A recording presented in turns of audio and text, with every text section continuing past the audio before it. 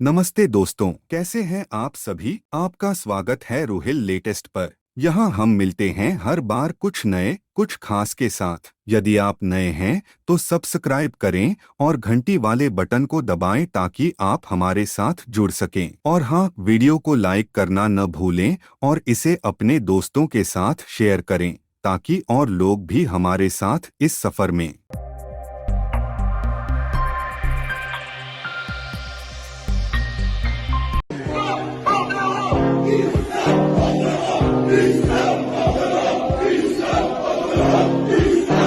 मौजूदा आलमी हालात में इंटरनेशनल फ्रंट पे जो सूरत हाल है। हरे कृष्णा हरे कृष्णा कृष्ण कृष्ण हरे हरे हरे राम राम राम हरे हरे। जिसका हमें डर है कि ये चीज़ें मगरिब में अब मज़ीद होंगी, मुसलमानों के ख़िलाफ़ जो नफ़रत है वो बढ़ेगी। उसके पीछे ऑब्वियसली मुसलमानों के कुछ रवैये हैं जिनको बदलने की ज़रूरत है। भाई आप 1.5 बिलियन है मगर आपके पास कोई ख़ास यूनिटी तो है ही नहीं, स्ट्रेंथ तो कोई ख़ास नहीं है। हम बात करें 35 to 36 कंट्रीज ने पहले इंडियंस के लिए वीज़ा फ्री एंट्री कर दी थी। अब इटली की पीएम ने इंडिया के बच्चों को एक वो गिफ्ट दिया है। वो ये है, उन्होंने कहा है कि जो बच्चे यहाँ पढ़ने आए हुए हैं ना, वो यहाँ पर पूरा 1 साल ऐसे ही रह सकते हैं। पाकिस्तान ने 3 जंगें लड़ी हैं और 3 जंगों में नुकसान उठाने के अलावा कुछ नहीं किया, और बस हमें अब चाहिए कि हिंदुस्तान के साथ सुलहजुई का रास्ता अख्तियार करें। इंडिया जो है 4th कंट्री बन जाएगा जो 50 सैटेलाइट्स लॉन्च करेगा आने वाले 5 सालों के अंदर। ISRO plans to launch 50 satellites for intelligence gathering. हमारे मुल्क को पता नहीं किसकी नजर लग गई, हमारे हमसाए चांद पर पहुंच गए। दुनिया को कहते हैं कि आटा नहीं, वो कहते हैं एटम बम। खाओ है ना तुम लोगों के पास। इंटेलेक्चुअल्स हैं, आलम दीन हैं, उनको कुछ होश के नाखून लेने पड़ेंगे और अपनी आवाम की जहन साजी डर है कि ये चीज़ें मगरिब में अब मज़ीद होंगी। मुसलमानों के ख़िलाफ़ जो नफ़रत है वो बढ़ेगी। उसके पीछे ऑब्वियसली मुसलमानों के कुछ रवैये हैं जिनको बदलने की ज़रूरत है। लेकिन जो मुसलमानों के जो लीडर्स हैं, जो आलम दीन हैं, वो इसमें बजाय इसके कि अपनी आवाम की सोच को आगे लेके जाएं, बल्कि उनको उभार रहे हैं, भड़का रहे हैं, जिसकी वजह से हम मुसलमानों के जो डायस्पोरा है, जो मगरबी मुल्कों में रहता है, और जो लोकल पॉपुलेशन है, उनके साथ क्लैश की तरफ बढ़ रहे हैं। इसराइल और फ़लस्तीन का भी इशू हुआ है, उसके ऊपर पूरी दुनिया में मुसलमानों ने खूब इस बात को मलहूज़े खातर लाए बगैर के उन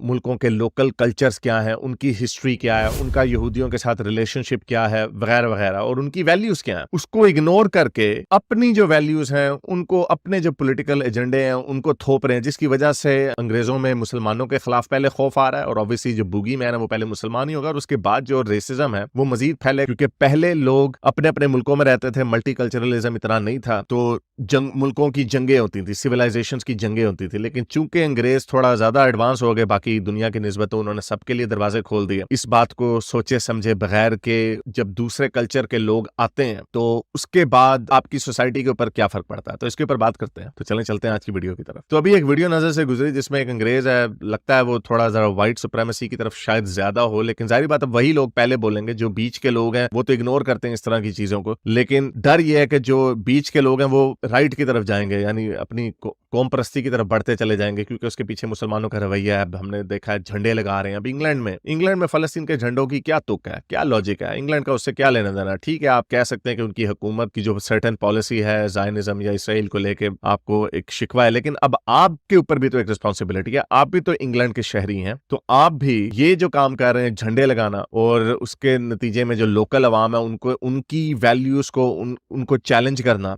एक गैर सियासी तरीके से। ठीक है, आपने अपने एहतजाज किए हैं, प्रोटेस्ट किए हैं, अपनी सोच दिखाई है कि इंग्लैंड और इन मुल्कों में एक मुसलमानों की पॉपुलेशन है जो इन मुल्कों की इसराइल की तरफ पॉलिसी वो उससे खुश नहीं है, आपने वो कर दिया है, ठीक है, लेकिन उसमें आपका भी दोहरा मेयार नजर आता है कि आप हमास को क्रिटिसाइज उस तरह नहीं करते जिस तरह आप इसराइल को क्रिटिसाइज कर रहे हैं। तो एक बैलेंस की जरूरत है। लेकिन चले, तो अब झंडे लहरा रहे हैं, उनके मॉन्यूमेंट्स को तबाह कर रहे हैं, डेसिक्रेट कर रहे हैं, तो इसका कोई ना कोई रिएक्शन निकलेगा जरूर। अभी उस तरह नहीं निकल रहा रिएक्शन, लेकिन निकलेगा जरूर। हम बात करें 35 to 36 कंट्रीज ने पहले इंडियंस के लिए वीज़ा फ्री एंट्री कर दी थी। अब इटली की पीएम ने इंडिया के बच्चों को एक वो गिफ्ट दिया है। वो ये है, उन्होंने कहा है कि जो बच्चे यहाँ पढ़ने आए हुए हैं ना, वो यहाँ पर पूरा 1 साल ऐसे ही रह सकते हैं, कोई वो नहीं करना पड़ेगा, 1 साल पूरा वैसे ही रह सकते हैं।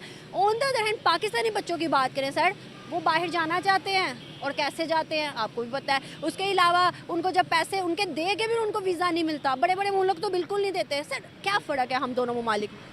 इसलिए कि हमने अपनी जो उसमें बेस है ना मामूल उधर से हट गए हैं और हम हमारे हर आदमी की थिंकिंग है वो ये है कि इधर से चले जाएं और वापस ही ना आएँ। और वो जो लोग हैं ना वो अपने मुल्क से सिंसियर हैं, वो अगर जाते भी हैं तो वो कुछ ना कुछ करके अपने मुल्क के लिए करते हैं और उधर इंटरेस्ट अपने मुल्क से लेते हैं, उससे अपना लिंक जो है ना वो तोड़ते नहीं हैं। हमारे मुल्क में ऐसा नहीं है। हमारा मुल्क में अगर वो पढ़ा लिखा है या नहीं पढ़ा लिखा, इधर से बहुत से स्टूडेंट जाते हैं यूके में वगैरह में और उधर जाके स्टूडेंट वीज़े पे जाके उधर काम करते हैं, ये उसमें उधर से वो स्कैप हो जाते हैं और उसके बाद वो पाकिस्तानी स्टूडेंट क्यों ऐसा करते हैं? हिंदुस्तानी भी तो स्टूडेंट है ना, उतनी एज उतना सब कुछ, लेकिन वो नहीं करते। जी, इसलिए कि 80s से पहले वो हमारे बहुत पीछे था इंडिया। 80s के बाद उसमें रेजोल्यूशन आई है और उसमें से उन्होंने बहुत सारी उनके मुल्क में उन्होंने बहुत बूस्ट किया है। हमारे मुल्क वो बूस्ट की बजाय हम डिक्लाइन की तरफ चले गए हैं और इसलिए उनको पता है कि हम उधर जाके करेंगे क्या, कि पाकिस्तान में करेंगे अपॉर्चुनिटी कोई नहीं है, बिजनेस नहीं है, जॉब नहीं है, मल्टीनेशनल कंपनियों को इंटरेस्ट नहीं है, इन्वेस्टर है वो भाग गया, जो आया भाग गया, जो आने को तैयार नहीं है। तो इसलिए उनके मुल्क में अभी भी अपॉर्चुनिटी है। पाकिस्तान को किसने बर्बाद किया? मतलब हालात ऐसे किसने किए? हमारे पॉलिटिशियन। और वहाँ पे किसने संवारा मुल्क को, इंडिया को? उनके पॉलिटिशियन ने। इंडिया जो है 4th कंट्री बन जाएगा जो 50 सैटेलाइट्स लॉन्च करेगा आने वाले 5 सालों के अंदर। ISRO plans to launch 50 satellites for intelligence gathering. क्या राय रखते हैं आप लोग, कितना बेनिफिशियल हो सकता है इसरो का ये इनिशिएटिव आने वाले टाइम में इंडिया के लिए? और इंडिया जो है हमने देखा कि इकोनॉमी वाइज भी आगे आ रहा है, पॉपुलेशन के लिहाज से पहले ही टॉप की लिस्ट में है, हर चीज़ में ग्रो कर रहा है with the passage of time. अब इसरो ने भी ठान ली है कि नासा को और इन तमाम जो है ना जो लोग काम कर रहे हैं उस पे सैटेलाइट्स पे, उनको पीछे छोड़ना है।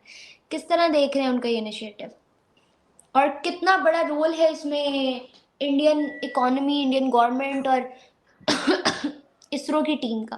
India is a growing power, इसमें तो कोई शक नहीं है ना। और जब आप पावर को आप जब एक ग्रोइंग पावर हो, इकोनॉमिक ग्रोइंग पावर हो, तो आपको अपनी ग्रोथ को मेंटेन करने के लिए और सस्टेन करने के लिए you have to make sure कि कोई ऐसी हरकतें ना हो जो आपकी इकोनॉमिक एक्टिविटी को किसी भी तरीके का जो है